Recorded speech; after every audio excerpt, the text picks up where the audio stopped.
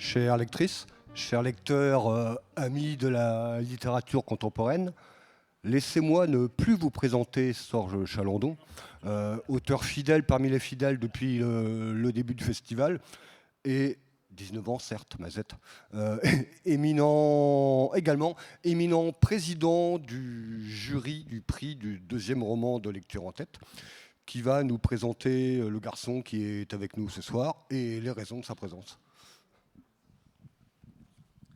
Alors, je crois que je ne vais pas vous le présenter, je vais dire 2 mots sur le livre, mais je crois que c'est toi qui vas petit à petit, question après question, donner à connaître. Alors je vais le faire de façon formelle, parce qu'avant, vous m'entendez? Oui, ça y est. Le prix littéraire deuxième roman 2005, remis à Laval dans le cadre du 33e Festival du premier roman des littératures contemporaines, a été attribué à Karim Katan pour L'Éden à l'aube, publié par Elisade. Voilà, c'est formel, et c'est exactement ça, même si vous le savez depuis un moment. Moi, j'aime bien faire comme si personne n'était au courant. 1 point, 2 points, tu sais. Ce grand texte amoureux raconte l'histoire de Gabriel, ange blond à la beauté presque divine, et Isaac, enfant abandonné au bord de l'eau. 2 enfants que nous voyons grandir et devenir des hommes, sous un ciel devenu ici narrateur. 2 vies empêchées par le béton et l'histoire, les tanks et le sang, la peur dans la nuit hostile, empêchée aussi par un amour que certains jugent ou interdisent. Gabriel et Isaac s'aiment.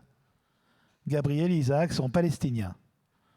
Un jour, ils décident de partir en vacances dans leur propre pays, enveloppés par un vent mauvais qui se gave de sable. Bercés par les histoires qu'Isaac raconte ou les légendes qu'il invente, arrêtés par les checkpoints ennemis, ils voyagent à l'intérieur de leur propre vie, au cœur même de leurs terres occupées, jusqu'à ces collines où veillent des jeunes qui ne les aiment pas. Magnifiquement écrite, cette romance tragique qui oscille entre le réel et l'onirisme déconstruit peu à peu les certitudes et les identités, peut-être, et je l'espère, pour les reconstruire. En quête de l'Éden, à la recherche d'eux-mêmes, Isaac et Gabriel n'ont que l'amour pour résister à la violence, au désarroi et à la fracture de l'occupation dans un pays où l'aube ressemble malheureusement au crépuscule. Comme l'a écrit un journal libanais, le roman permet d'affirmer l'humanité pleine et entière de ceux à qui le reste du monde ne concède qu'une humanité partielle et conditionnelle. Et ceci, c'est l'acte le plus puissant dont la littérature est capable. Voilà, merci beaucoup. Merci Karim. J'ai plombé, non, ça va? Non, c'était juste pour savoir. Quelque chose qui est important que l'on avait dit à l'époque de ce roman, c'est que ça a été écrit avant le 7 octobre, ça a été écrit avant les événements, ça a été écrit sans... c'est une réponse à rien, c'est un amour qui est ailleurs, même s'il est dans ce pays-là, c'est un amour qui ne répond à aucune contrainte, ce n'est pas une réponse à quelque chose, et c'est un roman qui est absolument intemporel, même si ces guerres-là sont temporelles, mais en tout cas, c'est important parce que quelqu'un m'avait dit « Ah ouais, c'est parce qu'il est palestinien ». Je lui ai répondu « Je t'emmerde ». Voilà. Karim Katan, on a fait connaissance avec vous, je crois, en 2022, sur le festival du premier roman, pour le Palais des Deux Collines. Et vous avez été lauréat l'année suivante de l'appel à projet de lecture en tête pour résidence. On vous a accueilli à peu près 8 semaines sur l'année. Et si je ne me trompe pas, l'Éden à l'aube, les paysages évoqués dans l'Éden à l'aube ne rappellent pas notre pays de bocage mayennais, ne rappellent pas notre chemin de halage, mais il me semble qu'il a quand même quelque chose de made in Laval.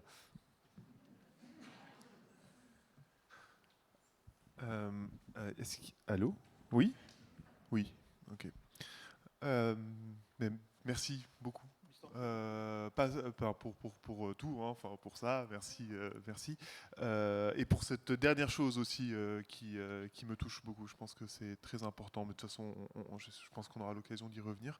Je suis en effet, alors je suis un habitué de Laval à ce stade, La première fois que je suis venu, c'était non pas avec un roman, mais en C'était la poésie. trichant avec un recueil de nouvelles qui s'appelait Préliminaire pour un verger futur. Et donc je suis venu au festival en 2018, je pense, si je ne me trompe pas. Ou 18. Et donc ensuite, effectivement, je suis revenu à plusieurs reprises et j'ai eu l'immense chance d'être en résidence à Laval et en Mayenne plus généralement, puisque dans le cadre de la résidence, on est amené à intervenir un peu partout dans le département, que ce soit notamment dans des médiathèques un peu partout. Donc j'ai eu pendant plusieurs semaines vraiment la chance de évidemment découvrir un endroit que je ne connais pas, ce qui est toujours intéressant, mais surtout, je pense, sans vouloir m'approprier la Mayenne, que je ne connais pas si bien que ça, mais de tisser des liens très forts avec Laval et la Mayenne. Donc, notamment des liens humains, parce que voilà, avec la résidence, on a la chance de rencontrer énormément de gens et au fur et à mesure voilà, de créer des liens très forts, mais aussi voilà, un lien avec un territoire. Ce qui redouble un peu le plaisir que j'ai à recevoir, à recevoir ce prix, en fait, parce que déjà, il est génial, le prix, mais en plus, intimement, et voilà, moi, ça touche quelque chose désormais intime à moi. L'Éden à l'aube, quand je suis venu en résidence à Laval, l'Éden à l'aube était un roman, enfin, le manuscrit était fini. Ce que j'ai fait pendant ma résidence ici, c'était plutôt donc la reprise du texte. Et en général, en tout cas dans mon expérience de l'écriture, un livre ne devient lui-même que pendant sa reprise, en fait, beaucoup plus qu'avant. C'est-à-dire que le manuscrit avec lequel je suis arrivé à Laval et le texte avec lequel je suis sorti ne sont pas les mêmes du tout. La reprise, c'est vraiment, je trouve, enfin, le moment où on retravaille véritablement, précisément et profondément le texte, c'est le moment où il devient ce qu'il est, je trouve, vraiment. Donc, inévitablement, sans vouloir du tout faire de la démagogie, hein, mais inévitablement, il y a quelque chose de mon expérience d'ici qui se retrouve dans un texte. Et c'est pas, je dirais, c'est pas tant Laval, Faut quand même bien fouiller. Hein. parce que c'est pas tant Laval que l'expérience que j'ai pu avoir en fait avec lecture en tête. Et donc il y a une expérience aussi de lecture des textes qui sont là, de rencontres littéraires. Enfin, il y a vraiment une expérience d'échange qui donne beaucoup de liberté, je trouve, dans l'écriture. Et pour moi, oui, ça a été essentiel. Alors, Karim, quand on a écrit Le Palais des Deux Collines, qui a été salué par la critique, qui a été salué aussi par le prix notamment des 50. C'est quoi? C'est le prix des 5 continents, le prix des 5 continents de la francophonie. Voilà. C'est ça. Et puis qu'on s'attelle à un deuxième roman, a fortiori sur une même thématique, qui est à savoir les souffrances de votre terre natale. Comment on s'attaque à ça? Est-ce qu'on veut faire mieux? Est-ce qu'on flippe un peu, dire oh là là, c'est cascadeur? Est-ce qu'on essaye d'aborder ça autrement? Est-ce qu'on a confiance? Comment ça se passe? Alors je pense Parce pas que vous êtes attendu au détour. Comment? C'est un deuxième roman qui est forcément attendu au détour par la critique. Oui, après il y a un avantage du deuxième roman, je crois, enfin on m'a dit, et c'est que il y a un peu il y a un label premier roman. Premier roman, il a beaucoup plus de chances d'être visible, les gens aiment lire des premiers romans, il y a un truc, voilà, le prix romancier. Le deuxième roman, d'où l'intelligence des prix qui les récompensent, en général sont des romans qui passent un peu inaperçus, parce que bon, voilà, c'est plus un primo romancier, donc on s'en fout un peu. Donc ce qui est très confortable aussi, c'est qu'on se dit, bon, bah, je peux faire quelque chose, peut-être que ça passera inaperçu, tant pis, je peux expérimenter ce que je veux. Alors juste moi, mes livres, je pense pas qu'ils soient sur les souffrances de la Palestine, et puis surtout, c'est pas, enfin, je dirais, c'est pas la même thématique au sens où je me suis pas dit en commençant à écrire par exemple Eden à l'aube, moi je ne me suis pas dit je vais écrire un livre sur la Palestine, sachant que je suis palestinien et que je viens de Palestine, je ne me dis jamais que ce sera sur la Palestine. D'ailleurs souvent j'ai du mal même à conceptualiser qu'en fait c'est un livre sur la Palestine. C'est juste que j'écris à partir de, même si je revendique l'imaginaire, mais j'écris à partir de ce que je suis, et donc c'est forcément irrigué par des choses dont la Palestine. Et à partir du moment où on écrit autour de la Palestine, par exemple, la réalité matérielle de ce territoire, elle nous rattrape. Et je pense que, enfin, en tout cas, moi, je sais que quand j'écris, quand vient le moment de la publication, là, je flippe ma race. Hein. Je me dis, c'est nul, et puis tout le monde va, et puis ma mère, et puis. Mais avant ça, heureusement, je pense que on n'y pense pas trop. Enfin, j'essaye de ne pas penser à la question de comment ce sera reçu, parce que je crois que sinon je me paralyse tout de suite. Donc je repousse la question à après. La chose qui est toujours assez drôle, en tout cas jusqu'à présent, c'est que je me suis rendu compte que quelque part, au fond, j'ai l'impression que j'écris un peu toujours le même livre. Enfin, ou en tout cas, j'écris toujours... Enfin, chaque livre, du coup, me semble être presque le brouillon de celui à venir. Enfin, à chaque fois, j'ai l'impression de trouver une chose dans un livre que je vais développer dans un prochain livre. Et c'est assez vertigineux parfois, parce qu'on se dit, bon, bah, si j'écris 10 fois le même livre, ça peut me faire plaisir à moi, mais à un moment, on va commencer à me dire... arrête, renouvelle-toi. Et il y a un peu cette peur de redire la même chose. Mais voilà, je ne pensais pas trop au Palais des Deux Collines en écrivant l'Éden à l'aube. D'ailleurs, le livre précédent, il est toujours lointain à un moment. Non, mais juste un mot, il ne faut pas que tu t'inquiètes, parce que tous les auteurs écrivent le même livre. C'est-à-dire que, pas le même, évidemment, mais tu ne pourras... malheureusement, je ne sais pas heureusement ou malheureusement, jusqu'à la fin des temps, de creuser que ton sillon. Ça sera le même. Ça ne sera pas le même livre, ça ne sera pas les mêmes personnages, mais ça sera la même enfance, ça sera la même douleur, ça sera le même amour empêché, ça sera toutes ces choses-là, n'importe comment. Tu n'en finiras pas, et c'est bien comme ça, parce que c'est là-dessus que l'on t'attend. On ne va pas t'attendre sur voilà, tu tombes amoureux de je ne sais pas qui, et puis est-ce que tu vas le ou la aimer parce que vous avez vieilli, ça n'a aucun intérêt. Donc, c'est pas le même livre. C'est-à-dire que ce qu'on peut aimer de toi ou ce qu'on peut aimer d'un autre auteur, c'est ce qu'il est, donc c'est ce qu'il écrit. Et on attend de lui un petit peu. C'est-à-dire que lire un auteur, c'est se retrouver dans un terrain connu, c'est se retrouver dans une musique que l'on connaît, que l'on fredonne, qu'on croit déjà avoir entendu peut-être. On va plus loin. Donc, tout va bien. Non, ne change pas. Faut faire vachement attention à ça. Oui. Et alors, j'avais un truc sur... Je n'étais pas d'accord avec toi du tout sur le deuxième roman. Je veux dire, on s'en fout et tout. C'est le plus difficile. Ah oui. Je trouve que c'est le plus dur. C'est-à-dire que le premier roman, c'est comme un saut en parachute. On saute, on ne sait pas ce que c'est. Le deuxième saut en parachute, c'est la catastrophe. Tu as vachement plus peur parce que tu sais. Et je trouve que le deuxième roman, c'est le plus dur parce que peut-être qu'on ne t'attend pas comme un premier roman, mais quand même, c'est-à-dire, si le premier roman marche, tu as très très peur du deuxième. Si le premier roman ne marche pas, eh ben, tu as très peur d'en écrire un deuxième. Et je trouve que c'est au deuxième roman que tout commence, qu'il y aura un troisième ou pas. Et c'est pour ça que je trouve que le deuxième est beaucoup plus inquiétant. Et c'est pour ça, moi, ce qu'on m'avait dit pour mon deuxième roman, c'est dépêche-toi d'écrire... un troisième, et c'est vrai que j'ai eu beaucoup plus de mal, beaucoup plus de peur avec le deuxième. Peut-être toi, non. Mais moi, je trouve que c'est une sorte soit tu remarques le but, soit tu l'essaies et transformer ou pas. Et je trouve ça terrifiant, le deuxième roman. Et c'est pour ça qu'il y a un prix deuxième roman, parce que c'est le roman terrifiant, à mon sens. Oui, non, mais d'ailleurs, ça, je suis tout à fait d'accord. D'ailleurs, dans le processus de l'écriture du deuxième roman, il a été beaucoup plus... il a beaucoup plus évolué que le premier, parce que le premier, en effet, en tout cas dans mon expérience, c'est une chose qu'on fait un peu de façon, pas en pensée, mais voilà, on ne sait pas ce que c'est, en fait, écrire un roman, donc on l'écrit. Non, mais en fait, moi, c'est quand je l'écrivais, quelqu'un m'a dit, et ça m'avait vraiment marqué, un écrivain confirmé m'a dit, tu sais, le deuxième roman, il passe inaperçu.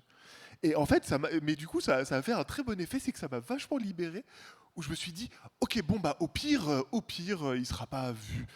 Donc c'est plus ça, mais c'est vrai que le processus de l'écriture... Donc c'est bien qu'on se rend compte maintenant plutôt qu'avant. Ah oui. Je t'aurais dit c'est épouvantable, tu verras. Tu m'aurais dit ça avant, j'aurais pas écrit le deuxième roman. Non, justement, ça m'a protégé, je pense.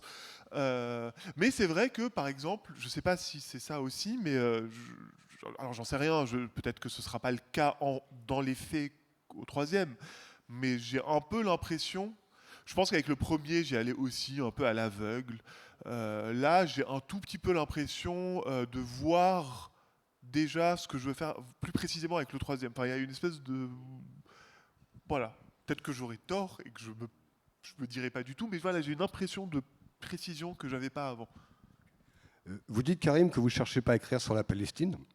Cependant, si on achète ou si on vole un livre de Karim Katan, c'est parce que c'est un auteur franco-palestinien qui va nous parler de la Palestine.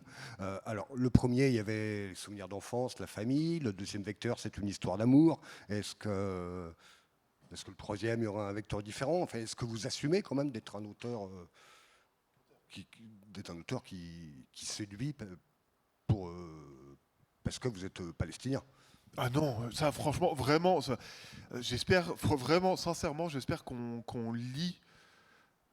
Enfin, je me doute évidemment qu'on lit aussi pour ces raisons, mais j'espère quand même qu'on se dit bon, ça a l'air intéressant ce livre, parce que ça a l'air autre chose. Enfin, je dis ça pour une raison précise, c'est que quand on est romancier du coup, on a quand même aussi envie qu'on lise notre roman pour ce qu'il est. J'assume évidemment non seulement totalement d'être un écrivain. Alors moi, je dis palestinien et français. Je suis très fier de ça. Je pense que, en plus, à un moment où, en effet, les voix palestiniennes sont soit tues, soit massacrées, c'est essentiel. Mais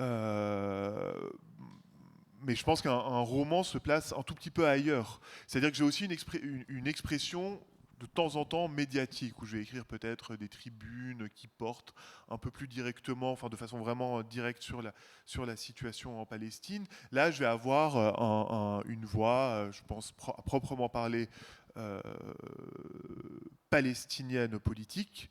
Mon roman, comme tout roman, est aussi politique, mais d'une autre manière. C'est ça que je veux dire par là, c'est-à-dire, je ne sais pas, peut-être qu'un jour j'écrirai un roman qui ni ne se passe en Palestine, ni ne porte directement sur cette question. Alors évidemment, au fond, seront toujours là ces sujets, ces réalités, elles seront là d'une manière ou d'une autre, mais je suis pas écrivain pour montrer aux Français que les Palestiniens sont des êtres humains. Parce que les Français, ils ont qu'à se rendre compte de ça tout seuls. C'est important parce que souvent on me dit, voilà, par le roman, on peut réhumaniser les Palestiniens, je sais pas quoi. Et à chaque fois qu'on me dit ça, je dis, mais vous avez qu'à pas les déshumaniser, en fait, à la base. Si vous avez besoin de mon roman pour réhumaniser les Palestiniens, vraiment, le naufrage moral est terrible. Donc j'aspire à ce qu'on me lise quand même, parce qu'on se dit qu'il y a peut-être une écriture, il y a peut-être une histoire, il y a peut-être une proposition en fait littéraire et esthétique qui dépasse le cadre. Qui est peut-être intéressante. Il s'avère que cet écrivain est palestinien, ce qui est, voilà. Donc on apprendra peut-être quelque chose, non pas sur la Palestine, mais sur ce que c'est qu'une intimité et une culture palestinienne aujourd'hui à un temps X. Mais je pense pas, je veux pas, en tout cas je veux pas, je n'assume pas que ce soit que parce que c'est la Palestine qu'on cherche la Palestine seulement dans mes livres. Ça j'espère pas. Mais attends, je peux juste... Non, mais ça, moi, si je puis me permettre, c'est exactement la même chose avec des auteurs israéliens qui disent, mais laissez-moi tranquille. Cette histoire-là, où un auteur grec ou d'autres auteurs qui ne sont pas là pour faire des tribunes politiques dans le point. C'est-à-dire qui sont écrivains, qui sont auteurs, qui sont évidemment traversés par d'où ils viennent, etc., mais qui veulent pas être cantonnés à ce que nous les obligeons à être. C'est-à-dire que, là, je ne parle pas de nous, parce que nous, on est plus intelligents que la moyenne des gens en France. Enfin, quand je lis le roman de Karim, d'abord, je lis un roman d'amour, moi. Un roman d'amour empêché, un roman d'amour torture. Enfin, moi, je lis, mais quelque chose, pourquoi pas, je dis n'importe quoi, vous allez rigoler, mais quelque chose qui aurait pu se passer entre Mayenne et Avron. Pourquoi pas? C'est-à-dire que la Palestine est là, les soldats étrangers sont là, les collines sont là, etc. Mais c'est au-delà de ça, c'est tellement au-delà de ça. C'est-à-dire que, et c'est en ça que ça m'intéresse, c'est que le fait que l'auteur soit palestinien et que ça se passe en Palestine, pour moi, c'est pas un socle. Mais pour moi, c'est un plus, mais c'est pas un socle. Mais c'est hyper intéressant parce qu'en effet, ça ne se réduit. C'est pas que les Palestiniens évidemment qui font face à cette question qui est hyper compliquée. C'est en général aussi, je dirais, tous les écrivains. Dans le contexte français, par exemple, puisque c'est celui qui nous intéresse, mais on peut le voir ailleurs aussi. Mais c'est vraiment tous les écrivains et toutes les écrivaines qui relèvent de ce qu'on appellerait à partir d'ici un ailleurs. En fait, c'est ça. On va leur dire bon, bah, avec votre livre, c'est sympathique. On va découvrir le Gabon. Non, enfin, peut-être aussi. C'est peut-être le plus. Mais le travail de l'écrivain, il peut se situer avant. En fait, ça dépend aussi de comment. Enfin, je veux dire, si un écrivain veut faire découvrir le Gabon, c'est cool aussi. Mais en fait, ça dépend vraiment du projet que se propose la personne qui écrit, quoi. Alors, on m'enlèvera pas de la tête néanmoins que la littérature étant un art, les artistes sont des militants et limite c'est ce qu'on attend d'eux. Me trompe-je? Ça se peut-être. Alors moi personnellement oui. Enfin, j'estime que je suis une personne très politique. Mais je veux dire, c'est ce que je suis. Du coup, j'estime que mes travaux sont aussi des travaux politiques, mais comme toute chose qu'on fait. Moi personnellement oui. Après, et je ne crois pas trop dans le truc, la séparation entre une littérature et une politique. Enfin, je veux dire, la littérature, c'est le monde, enfin, c'est tout. Donc, oui. Militant, je ne sais pas, ça dépend. Ça dépend, en fait. Ça dépend, je pense, de chaque personne. Moi, voilà, oui, j'ai une position politique au-delà de la question de la Palestine, d'ailleurs aussi. Encore une fois, je suis palestinien et français. Je veux dire, j'ai une position politique française également. Enfin, je suis une personne de gauche. Enfin, je veux dire, c'est évidence de vraie gauche. On vous invitait quand même. Comment? On vous invitait quand même. Encore On vous a invité quand même. Ah oui, vous êtes sympa. C'est sympathique. Non, mais je veux dire, j'ai un positionnement, j'ai des opinions, j'ai tout ça.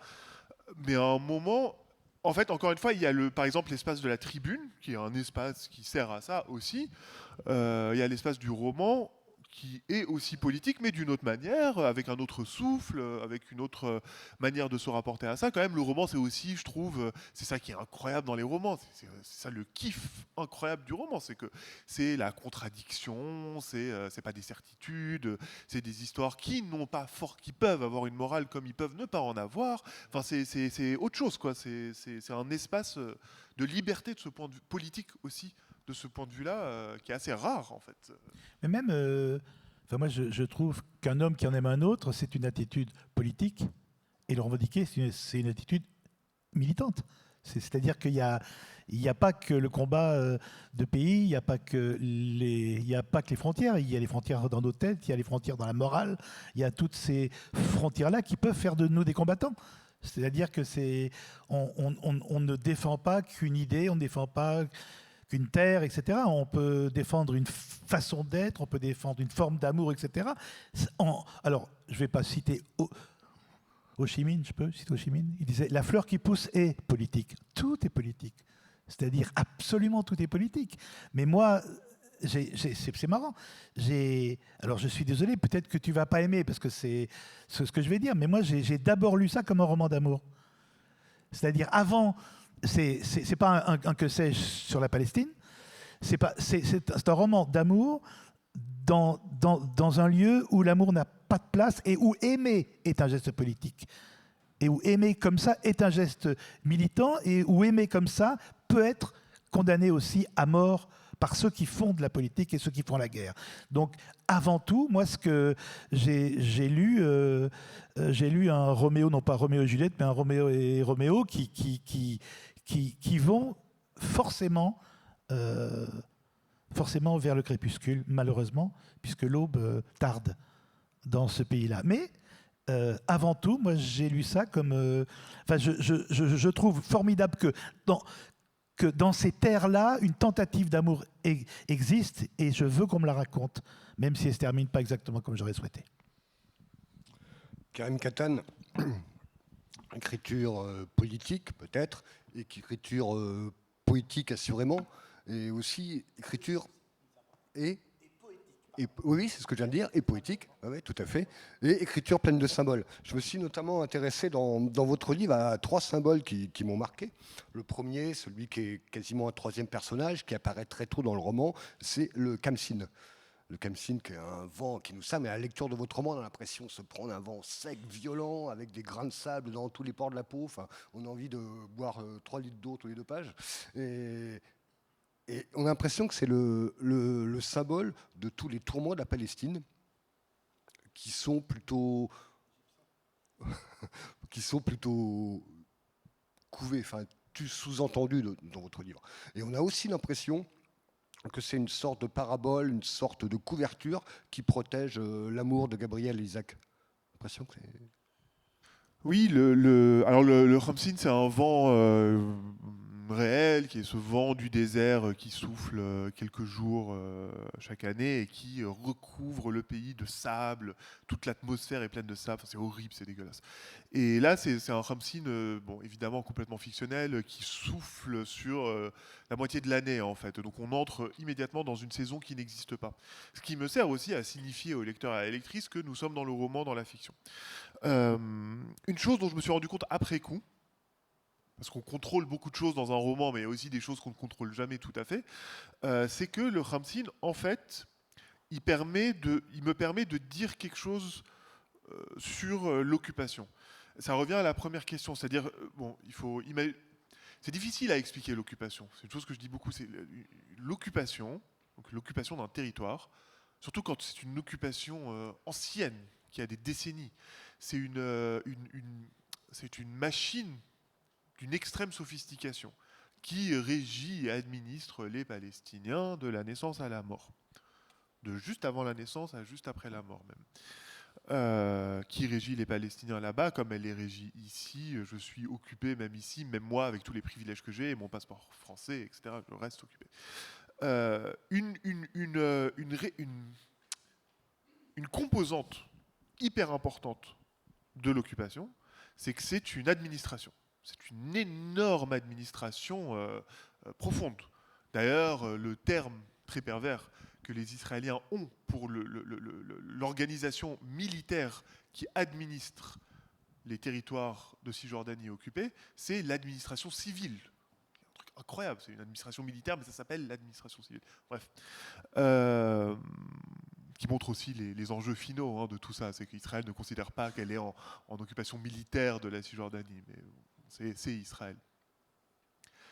Quand je dis administration, la raison pour laquelle je dis ça, c'est que l'occupation, le profond de l'occupation, c'est que c'est hyper chiant. C'est chiant à mourir en fait. C'est un truc avec des documents et des permis et des machins et des CERFA, enfin pas des CERFA, mais enfin, et des plaques, enfin tout. C'est une bureaucratie immense et permanente. Et c'est ça, en fait, l'occupation. C'est pas tant les manifestations hyper monumentales, genre le mur d'apartheid. C'est horrible, le mur d'apartheid, tout ça. Mais un mur, je veux dire, le mur, il tombe. En fait, on peut pas se déplacer quand même, avec ou sans mur. C'est pas le mur qui empêche la mobilité des Palestiniens, par exemple. Ce que ça fait, c'est que raconter l'occupation, vraiment, la profonde, quoi, c'est aussi un défi incroyable parce que c'est hyper chiant. Et donc, pour un interlocuteur, c'est hyper chiant à entendre. Parce qu'en vrai, si je dois vous raconter l'occupation, je dois vous raconter des formulaires, au fond. Voilà. Donc le Ramsin, qui est donc ce vent qui s'immisce partout, qui est insupportable, mais qui n'est pas, mais qui est une espèce de violence atmosphérique et un peu à basse intensité permanente. C'est une manière de dire quelque chose de l'occupation, en fait, de dire comment l'occupation est cette chose qui parfois est plutôt encore une fois, on est dans un contexte spécifique maintenant, mais qui est à basse intensité permanente et universelle dans ce territoire. Et en fait, il me permet aussi un peu de peut-être un tout petit peu donner à voir ça, sans avoir recours non plus à la pédagogie. Par exemple, le roman n'explique rien de ce point de vue-là. C'est-à-dire qu'il n'est pas explicatif à aucun moment sur les questions. Par exemple, il y a plein de choses que je mentionne qui pourraient peut-être bénéficier d'une petite note de bas de page. Enfin, qui bénéficie, en tout cas, qui serait un peu plus compréhensible pour certains lecteurs avec une note de bas de page. Mais moi, je ne veux pas faire de la pédagogie, de l'explication ici, puisque c'est pas un que sais-je. Je serais très mauvais. Il y en a et ils sont bons, mais je veux dire, c'est pas mon objectif littéraire. Et donc, il fallait que je donne quand même à voir quelque chose de ça, même sans les expliquer. Et le Ramsin, entre autres choses, permet un peu de faire ressentir cette réalité-là de l'occupation. Effet réussi, oui. Trop bien. Un autre symbole, c'est un personnage, un des personnages secondaires. Il n'y en a pas pléthore, il y en a quelques-uns. C'est le fameux monsieur Wargrave, le consul d'Angleterre en Palestine. C'est pas trop, tantôt odieux, tantôt un peu bienveillant. On ne sait pas si c'est une crapule. Et on a l'impression en fait qu'il symbolise la position de la communauté internationale vis-à-vis de la Palestine. Ça m'a paru comme ça. Oui, alors même plus précisément, des Européens particulièrement, c'est-à-dire que M. Wargrave, qui est un personnage que j'aime bien, c'est un Européen puissant, c'est le consul, donc il y a quand même une certaine puissance dans ce contexte, qui adore la Palestine. Il adore les Palestiniens d'ailleurs, il ne veut que leur bien. C'est cette position qui peut être un peu paternaliste, un peu sainte-nitouche en même temps que peuvent avoir les Européens en Palestine. Et en général, en général non, mais souvent les Européens qui vont en Palestine. Je dis bien Européens parce que les Américains, les États-Unis, ils ont un rapport totalement différent à ces questions. Les Français particulièrement, parce que M. Wargrave, je l'ai fait britannique, parce que c'était pratique. En vrai, il est français, au fond. Enfin, je veux dire, c'est juste que je voulais pas qu'après on me dise ah oui, mais c'est tel consul. Non, en grève. Mais vraiment, il incarne cette position qui est celle qu'elle est en fait d'un rapport très orientaliste d'abord à la Palestine. Donc, ce sont des gens qui arrivent en Palestine et comme M. Wargrave qui voient devant eux la Bible. Ça alors. Bethléem, Jéricho, Jérusalem, je suis dans le livre. Et donc, qui ont d'emblée un rapport totalement fantasmé à ce territoire, y compris quand ils sont, je veux dire, tout à fait. Je ne sais pas s'il est bienveillant, mais il est complexe de toute façon, mais y compris quand ils professent aimer les Palestiniens. J'avais besoin du regard européen pour plein de raisons. Parce qu'au fond, encore une fois, moi je suis palestinien, j'ai grandi en Palestine, tout ça. Mais au fond, j'écris en français, moi aussi j'ai quelque chose de ce regard européen. Je pense que la satire qui fait que se dire que les autres ont tort, elle n'est pas très intéressante en fait. Genre moi je sais les autres. Dans Monsieur, je ne suis pas un consul et je ne pense pas la plupart des choses que pense ce personnage et je ne fais pas les actes qu'il fait. Cependant, quelque part au fond, peut-être que j'écris aussi un tout petit peu contre moi-même ou contre une partie d'une culture que je peux avoir. Et ce personnage, moi, il y a un moment qui est très emblématique pour moi, qui est une scène. Donc, il a une relation chelou avec Isaac. Enfin, même plus que chelou, mais disons chelou. Et il y a une scène, et pour moi, elle incarne beaucoup un regard européen sur les Palestiniens, sur la Palestine, sur Israël et Palestine en général, où en fait, il est au lit avec Isaac. Il regarde Isaac nu, et en fait, il veut absolument savoir de quelle religion est Isaac. Et du coup, il le regarde, et il essaye de le catégoriser. Et il se dit, bon, parce qu'il veut, en gros, il veut savoir s'il est musulman, chrétien, c'est les deux options pour un Palestinien. Et il se dit, bon, il ne peut pas savoir à partir de la chose évidente, la circoncision, puisque tout le monde est circoncis. Donc il essaye de regarder le corps, puis d'essayer de deviner, ça c'est un peu musulman, ça c'est un peu chrétien. Et il y a cette obsession complètement ridicule de la catégorisation, qui fait partie des choses vraiment d'un regard européen qui va venir et dire bon bah les Palestiniens sont divisés selon ces catégories-là, ils sont comme ça, les musulmans sont comme ci, les chrétiens sont comme ça. Il y a évidemment non seulement un sous-texte évidemment colonial et raciste, mais en plus il y a tout dedans, c'est complètement dégueulasse. Mais il y a voilà, c'est cette obsession de catégoriser que ce personnage fait beaucoup. Et en fait, il me permet un peu de montrer ça. Puis de rappeler parfois aux lecteurs et aux lectrices que je sais ce qu'ils pensent. Je sais, au fond, parfois, pas toujours, on ne fait pas le procès, mais que je sais aussi que ce sont des pensées que eux peuvent avoir en lisant ce genre d'histoire. Parce que ce monsieur est aussi très heureux de se retrouver régulièrement dans les piscines, les restaurants de Tel Aviv.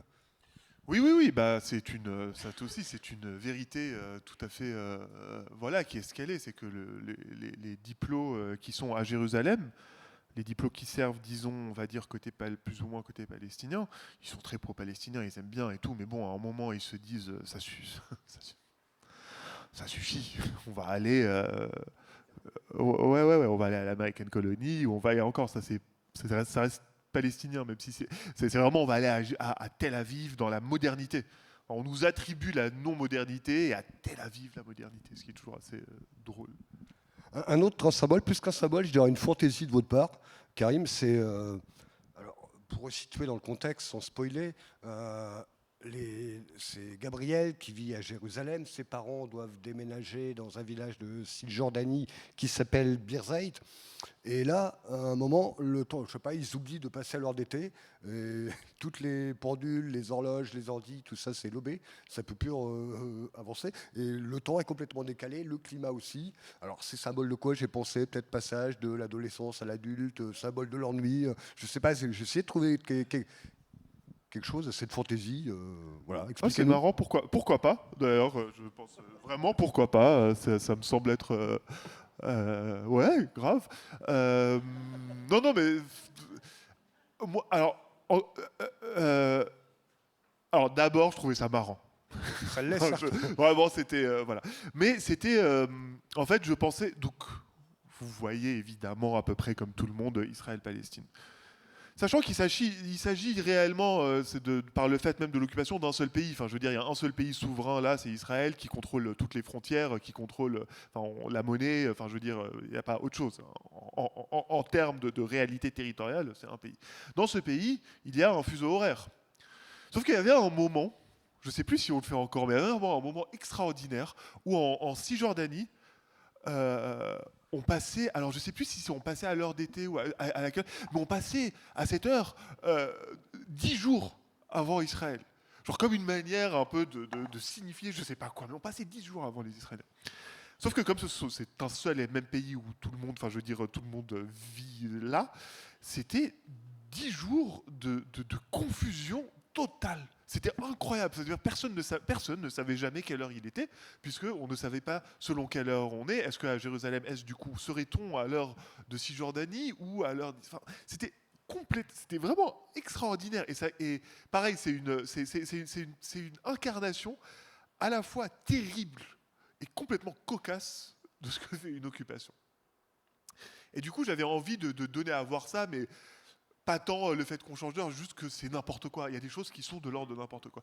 Et du coup, je me suis dit, en fait, je sais pas, je commence à me dire, si on pousse ça, imagine, en fait, on peut plus changer, je sais pas, de fuseau horaire. Et en gros, ce qui se passe, c'est une partie du roman où, du coup, Birzeit seule, cette ville seule, ne réussit plus à revenir à l'heure du reste du pays. Et donc, le climat est détraqué et du coup, elle est recouverte d'un blizzard comme ça. Enfin, ça devient une espèce de pays nordique. Du coup, à la fac, ils deviennent spécialistes des runes et des vikings. Ils attirent plein de gens du monde entier. Qui viennent travailler ici, etc. Mais encore une fois, je trouvais ça très drôle. Puis je trouvais ça très drôle que Birzeit devienne cette ville soit recouverte de neige. Mais c'est aussi une manière de parler, je pense, de cette de cette vie qui est aussi absurde, vraiment absurde. C'est-à-dire qu'il y a des composantes complètement absurdes. Et là, on les pousse à bout, quoi, pour montrer ces absurdités-là. Alors, merci pour ces éclaircissements. Non, mais après, j'aime beaucoup l'idée de la transition. Question pour Sorge. Alors, on dira plus tard. On verra tout à l'heure que le roman est peut-être un livre de voyage, un livre de contes, mais pour l'heure, je voulais savoir, Sorge, si à votre avis, c'était un livre militant. Non. Enfin, si, c'est un livre militant, mais c'est un livre militant amoureux, oui. Mais pas. Enfin, voilà, je ne l'ai pas lu comme un livre militant du tout. Moi, en ce qui me concerne, je l'ai vu comme un livre courageux. J'aime pas le mot militant, en fait. Je sais pas pourquoi, parce que je le suis un peu, mais j'ai l'impression que c'est je crois que ceux qui nous traitent de militants sont ceux qui nous combattent, en fait. Non, mais c'était pour vous embêter, ça. Ah ben voilà. Non, bien sûr que non. Non, moi je suis simplement. Non, c'est un livre vivant. Ok. Mais tu peux vivre de façon qui dérange les autres, tu peux vivre de façon qui les énerve, tu peux vivre de façon où ils te combattent, ce qui fait de toi un militant. Mais non, moi je l'ai vécu d'abord comme un livre d'amour empêché qui va jusqu'au bout essayer de vivre. Vous avez vous-même écrit une sorte d'Ode à la paix sur le Proche-Orient, CF, le quatrième mur, ouais. 2013. Oui. Est-ce que Eden à l'aube est un livre pacifiste? C'est bélant, le pacifisme, je trouve. Mais ça me fait un peu peur. Non, non, ce sont des mots auxquels je peux pas adhérer. Je veux dire que dans leur amour, ces deux hommes-là sont extrêmement violents, je trouve, pour d'autres, pour le lieu dans lequel ils vivent, pour le pays dans lequel ils sont. Je trouve que ce sont quasiment des combattants, même s'ils ne le savent pas, même s'ils ne le sentent pas, même s'ils ne le voient pas. Mais ce qu'ils incarnent est tellement à l'inverse des autres. Je veux dire, si les gamins des collines, bon, on ne va pas tout raconter, mais c'est pas que deux personnes que l'on tue là. Enfin, ça y est, merde. C'est pas. Non, ce sont. Moi, j'ai beaucoup de mal à réduire des choses à des mots. Moi, quand j'ai écrit le quatrième mur, par exemple, c'est pas un livre militant.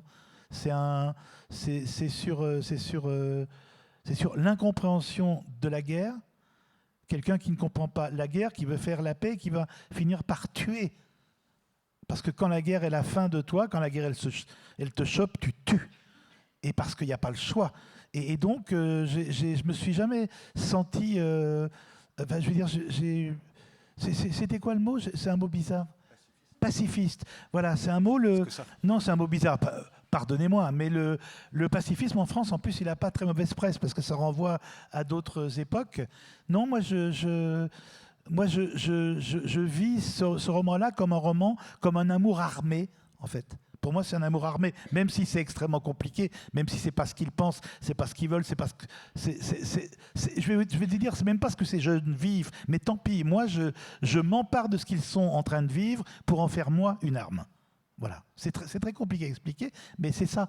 C'est-à-dire que peu importe qu'ils ne me connaissent pas, peu importe que moi, le lecteur, il ne me voit pas, peu importe qu'ils savent que je suis avec eux, peu importe qu'ils savent que j'ai envie de les protéger à la fin, d'être armé à la fin pour les gamins des collines, pour leur répondre. Peu importe tout ça. Mais moi, ce qu'ils m'inspirent, ce que ces jeunes, ce que leur amour m'inspire, c'est un combat. Merci. Karim, j'ai l'impression que vous êtes un sacré voyeur. Vous êtes un ouf de la lucarne. Dans votre roman, il y a le narrateur qui observe Isaac et Gabriel, pas que d'ailleurs, pas seulement. Quelques personnages comme ça qui sont observés par le petit bout à la lorgnette, par la lucarne, par le narrateur. L'exercice est néanmoins habile parce qu'on l'oublie, on est pris par l'histoire et puis hop, d'un seul coup, il en remet une couche, il remate et, par un petit bout de lucarne. Pourquoi cet exercice ?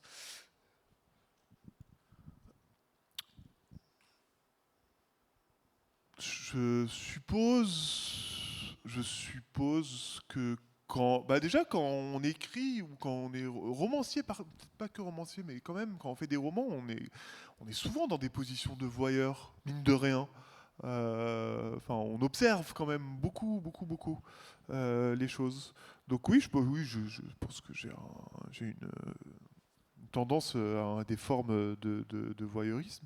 Et en fait, ce qui est intéressant dans les romans d'amour, c'est comment ils nous parviennent, c'est-à-dire là, qui raconte cette histoire, pourquoi cette entité raconte cette histoire de cette manière-là, et comment est-ce qu'elle a accès à ces espaces de l'amour. Et donc tracer l'accès qu'on a à ces espaces, donc comme c'est le ciel, voilà, il doit passer par les lucarnes, il doit décrire le cheminement qu'il fait pour arriver à voir une chambre, par exemple, à voir l'intérieur d'une chambre. Je sais pas, ça invite quand même le lecteur, la lectrice, l'écrivain, l'écrivaine, tout le monde en fait à accepter aussi cette composante voyeuristique fondamentale des textes, des romans. Et peut-être pour revenir à ta première question, justement, bah c'est aussi peut-être, tiens, pour dire au lecteur, je sais qu'il y a un aspect de voyeurisme, ça vous fait kiffer de regarder les Palestiniens, bah on le sait. Voilà, c'est aussi peut-être une espèce de provocation au lecteur, peut-être. Mais j'aime bien en général juste montrer, enfin, je trouve ça très intéressant de montrer comment on arrive aux choses. Quel est le truc qui nous fait parvenir à ce regard-là? C'est-à-dire comment est-ce que notre regard, comment est-ce que cette histoire nous parvient? Par quel mécanisme? Et donc, quand je pensais au ciel, vraiment, c'était très concret. C'est à un moment, j'écrivais une scène, puis je me suis dit, oui, mais c'est le ciel qui raconte. Et du coup, c'est pas Dieu, il n'est pas omniscient, il faut qu'il rentre. Du coup, je me suis dit, bon, il doit rentrer par la fenêtre, le ciel. Et à partir de là, j'ai commencé à chaque fois à me dire, bon, par où est-ce qu'il les voit, en fait? Là, il les voit par la fenêtre, là, il les voit peut-être par une porte entrouverte qui le fait entrer dans la chambre, là, voilà. Et du coup, c'est devenu un roman voyeur à partir de ça. Ok, Karim, vous êtes aussi un superbe conteur. Au-delà du conte que représente lui-même l'Éden à l'aube, il y a un instrument de séduction entre Isaac et Gabriel, ou tout du moins un moyen de retenir l'attention de Gabriel pour Isaac, qui est alors réceptionniste de nuit dans un hôtel de pèlerins, qui est de lui raconter des histoires. Des jolis contes. Alors, un qui est un premier qui est plutôt glauque, hein, c'est l'histoire d'une sorte de Laurel et Hardy, mais méchant, quoi, un petit vicieux et un gros sanguinaire. Le deuxième, je crois, l'histoire d'un oiseau qui va faire rajeunir une veuve. Voilà, il y a la présence des djinns tout le temps. Il y a aussi à la fin, alors là c'est à l'inverse, c'est Gabriel qui je crois raconte à Isaac le conte d'une fée qui était tombée amoureux d'un croisé, enfin qui repoussait les croisés avant de tomber amoureux d'un autre, il ne faut pas qu'on dévoile tout. Ces contes-là, c'est le fruit de l'imagination des personnages, c'est le fruit de votre imagination, ce sont réellement des contes palestiniens. Tu pourras me rappeler de revenir au dernier, à celui de Gabriel, après, si jamais j'oublie. Cool, parce que j'aime bien en dire un petit mot. En fait, donc, dans la première partie, il y a une espèce de long cours de Gabriel par Isaac, et Isaac le retient en lui racontant plein d'histoires. D'ailleurs, le ciel, à un moment, fait remarquer qu'Isaac s'est gouré, en fait, qu'il se trompe, qu'il pense qu'on retient les hommes en parlant beaucoup, alors qu'on les retient en ne parlant pas. Mais lui, il dit, Isaac n'apprendra jamais ça. Et donc Isaac se dit, je vais raconter des histoires pour que ce mec reste. Et donc il lui raconte une série d'histoires sans queue ni tête. Souvent, on m'a fait la comparaison chez Scheherazade, ce que je vous comprends pourquoi, parce qu'en fait, ils se voient tous les soirs. Isaac lui raconte des histoires, et puis il se quitte le matin, et il revient le deuxième soir, etc. Avec quand même cette nuance quand même essentielle, c'est que Scheherazade, elle raconte des histoires pour ne pas mourir. Pour qu'on ne la tue pas. Donc c'est pas exactement la même chose, mais c'est vrai qu'il y a un espèce de dispositif un peu comme ça, nocturne, on raconte des histoires et on essaye de les faire durer pour que dure quelque chose. C'est beaucoup, surtout les premières histoires, ce sont des histoires qui se passent à Jérusalem, puis c'est des histoires qui se passent un peu en Palestine. Elles sont donc, le fruit complètement de mon imagination, mais elles sont informées par aussi bien du, disons, folklore proche-oriental et palestinien que du folklore européen, que du folklore mondial. Et en fait, on ne peut pas trop faire la différence. Alors si on voit des djinns, on peut quand même plutôt placer les djinns là, si ce sont des faits, on peut les tracer plutôt dans un héritage européen. Mais en vrai, tous ces trucs sont complètement mélangés dans ces histoires. La Jérusalem de ces histoires, c'est une Jérusalem euh, avec le fantasme oriental, mais aussi extrêmement gothique. Il y a un truc voilà, de gothique. La première histoire hyper gore, elle est assez gothique. Et en fait, pour moi, ça replace aussi l'imaginaire, le mien, en fait, en tant que Palestinien, mon imaginaire palestinien dans la planète. En fait, c'est-à-dire que mon imaginaire n'est pas informé que par le pays auquel je me cantonne, mais il est informé par le monde entier, parce qu'on lit, euh, tout circule et tout nous informe, et en fait, mon imaginaire, il est fait de tout ça. Et donc les histoires, elles permettent aussi ça, c'est-à-dire vraiment de replacer, de dire, ok, en fait, un imaginaire palestinien, ce n'est pas un imaginaire exclusivement palestinien, surtout en Palestine, qui est quand même un carrefour, mais c'est un imaginaire qui est dans la planète. Il y a un truc qui pour le coup, auquel je suis hyper attaché, c'est de repositionner vraiment la Palestine dans la planète et dans des cultures planétaires quoi, du monde entier. Donc il y a un peu de tout dans ça, des légendes aussi bien, des légendes, des contes, etc., aussi bien européens, enfin, ou même occidentaux que de partout, quoi. Moi, j'ai lu ça aussi comme un livre de l'exil. Euh, j'ai lu ça comme non pas comme le livre de quelqu'un qui n'y était plus, mais comme le livre de quelqu'un qui, par ses histoires, par ses contes inventés, enfin là je parle de toi, hein, nous laissait approcher un imaginaire palestinien qui n'était pas exactement celui-là sans tout dévoiler. C'est-à-dire comme si tu n'avais pas envie non plus de partager la totalité, parce que c'est pas un que sais-je, comme tu dis, c'est pas non qu'il y a un guide du routard, mais c'est-à-dire que c'est comme si tu nous offrais des choses, ce que l'on pensait de ce que c'était.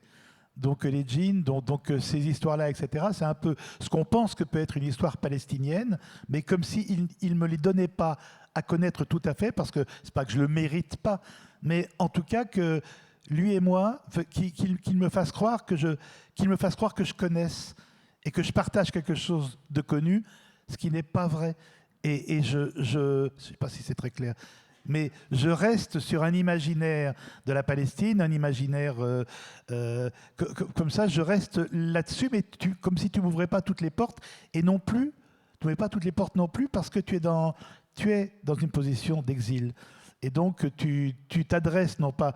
Je pense que si ce livre avait été écrit en arabe pour les Palestiniens, ça ne serait pas du tout la même chose. Tu écris aussi au peuple de l'exil.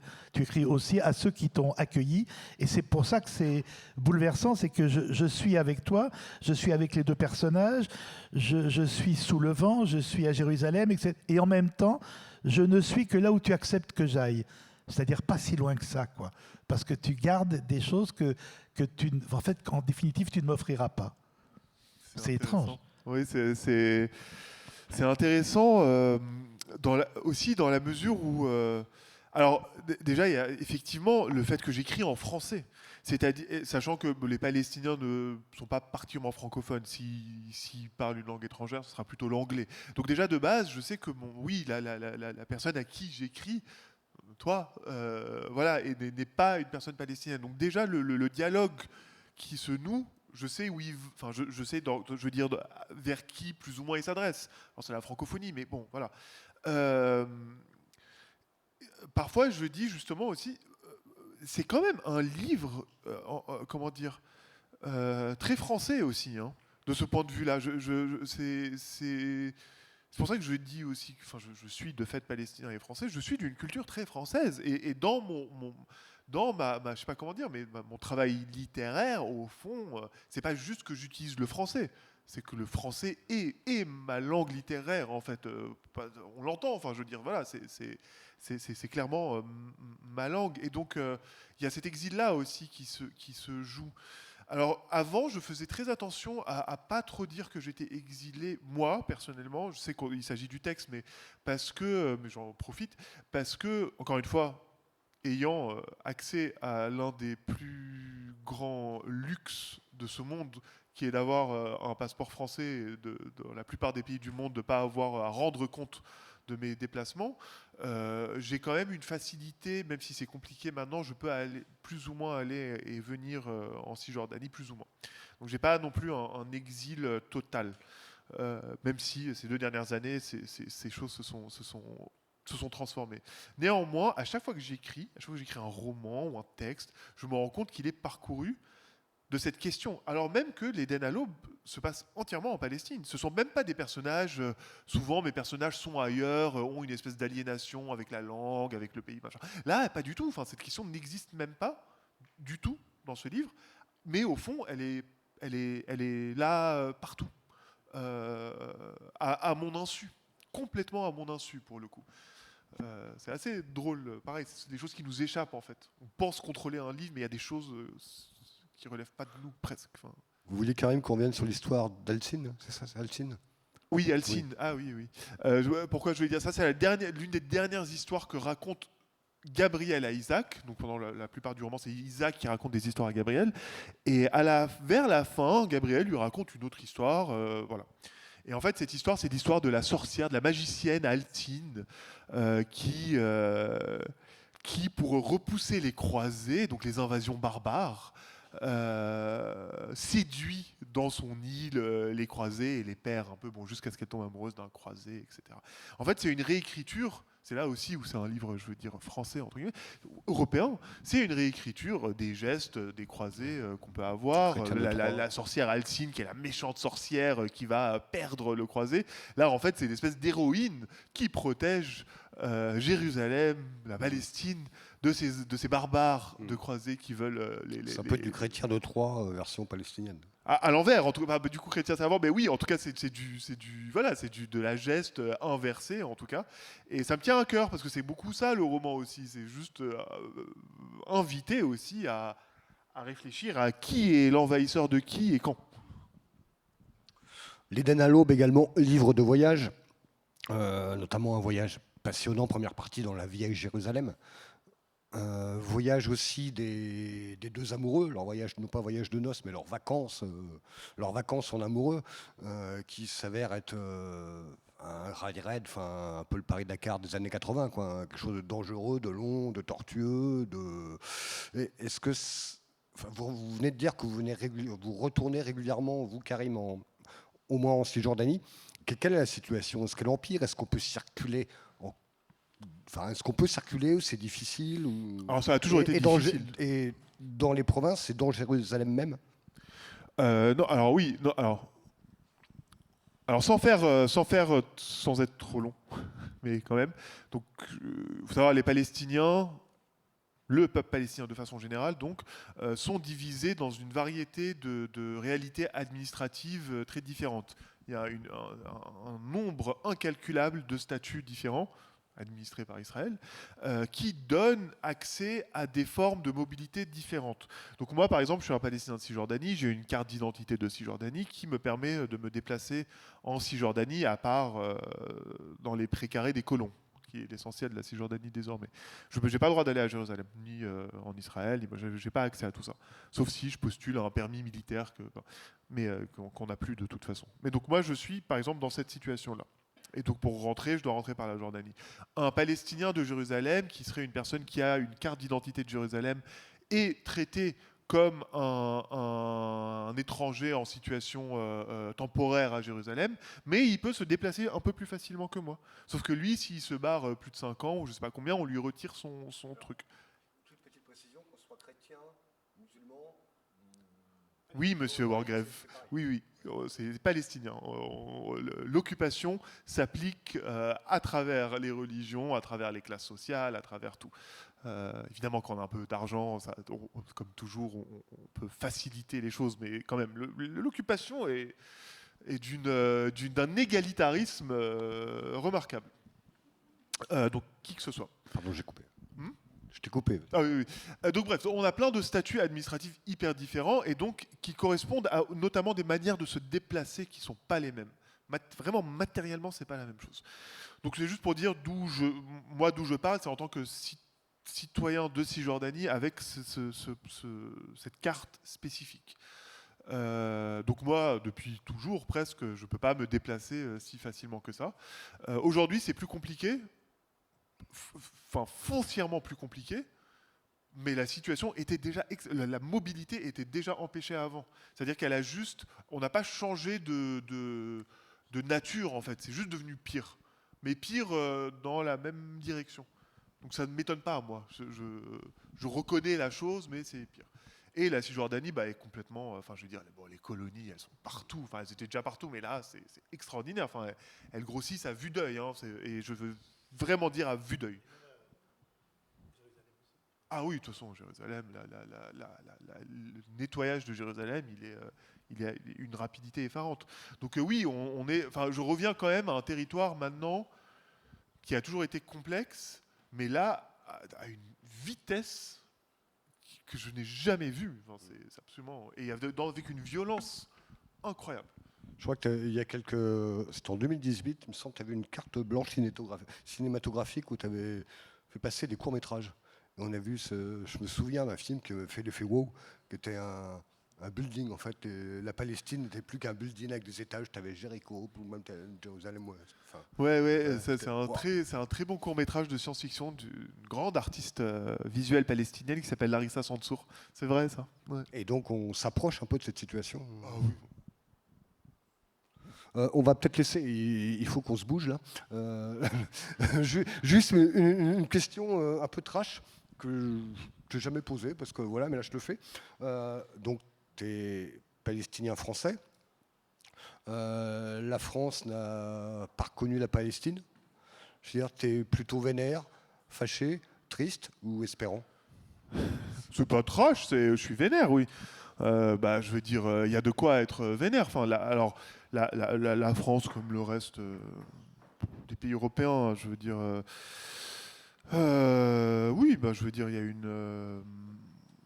un moment, quoi qu'on pense, quelles que soient nos positions politiques sur cette question, un moment quand il y a un mandat d'arrêt quand même contre Netanyahou, quand la plupart des organisations internationales, des plus frileuses aux moins frileuses quand même, disent qu'à minima, il y a un risque de génocide, à minima, il y a un risque, utilisent de plus en plus couramment quand même le terme d'acte génocidaire, pour ne pas parler de beaucoup d'organisations qui disent qu'il y a tout simplement un génocide, le mot tabou en France, complètement tabou. À part dans les espaces militants justement, mais un mot qui est sale. Enfin, à partir du moment où on le dit, on n'est plus audible en fait. C'est ça. Bon, on est dans un moment discursif que je trouve lamentable. Lamentable non seulement parce que c'est un naufrage moral, mais en plus juste pour l'intelligence. C'est-à-dire qu'à un moment, ces débats-là n'ont plus de place et c'est une catastrophe.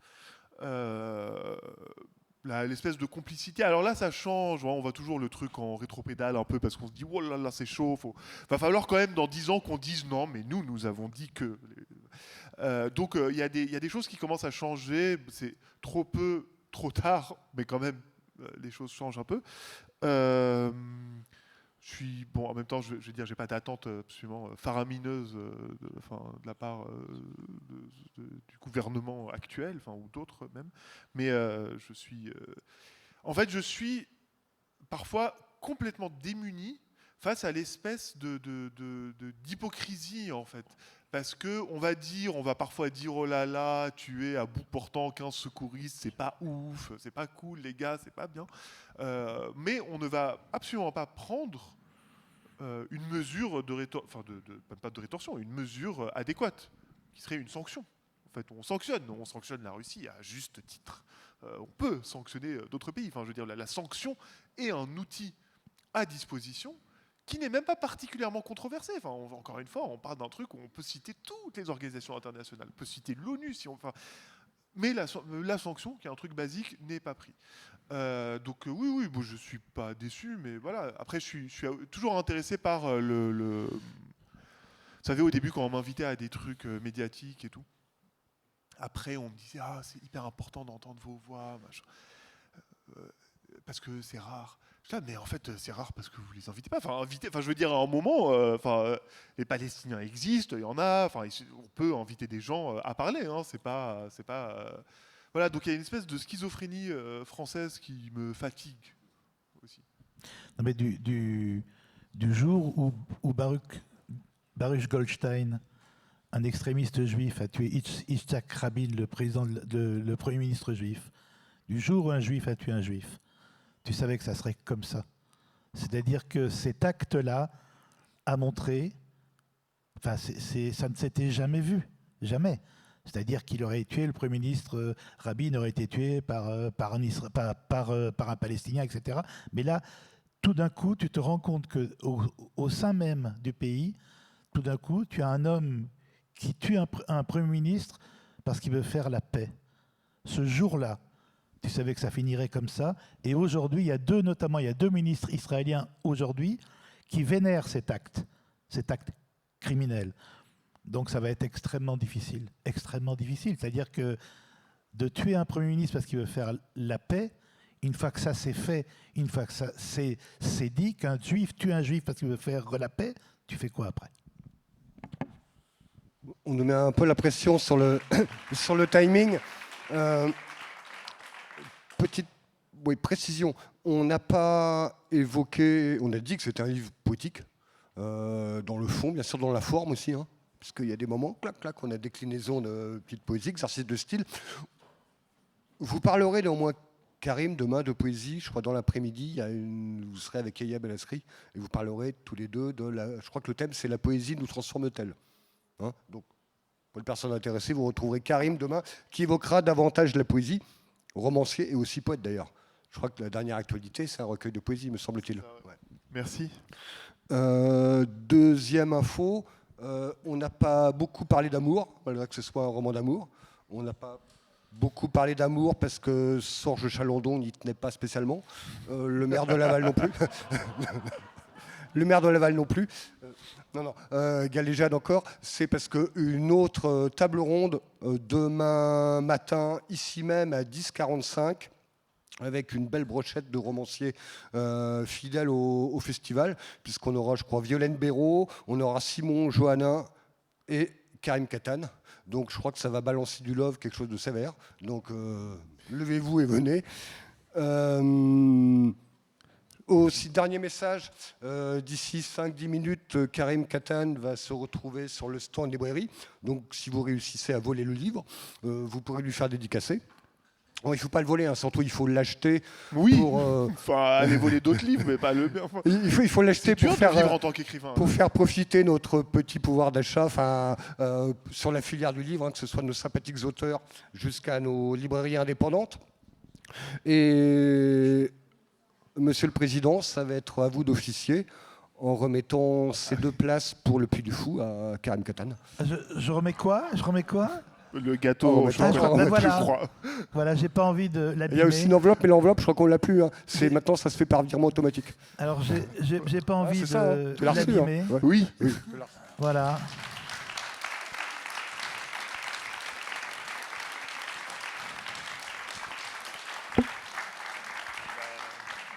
Je le prends, j'ai vraiment peur de le casser. Alors tiens Karim, je te le donne, c'est juste un mot. Je pense que voilà, quand la région soutenait, c'était il était plus gros le gâteau. Oui. Mais voilà, donc aujourd'hui on a un truc un peu moins soutenu, mais en tout cas c'est tellement avec le cœur parce que heureusement il y a le département, heureusement il y a la ville, et tant pis, je crois qu'il y avait un petit diamant à l'époque, si je me souviens bien.